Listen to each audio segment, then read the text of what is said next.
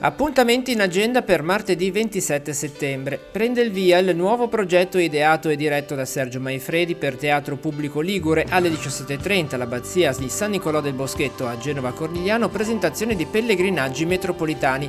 Seguirà lo spettacolo concerto rammendi musicali con Mario Incudine e Antonio Vasta. Alle 18 a Villa Quairolo a Rapallo prende il via Aspettando il premio Rapallo Biperbanca con un primo incontro che vedrà protagoniste Lella Costa e Margherita Rubino, entrambe giurate del premio.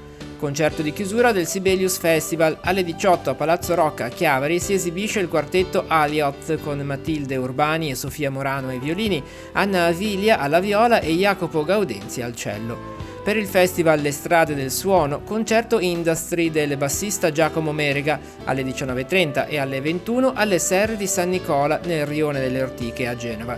Infine al Cinema Sivori di Salita Santa Caterina a Genova alle 21 proiezione del film di Luca Vitone Romanistan. Insieme al regista presenteranno sia il libro che il film Daniele Caspar, Anna Daneri, Gennaro e Santino Spinelli.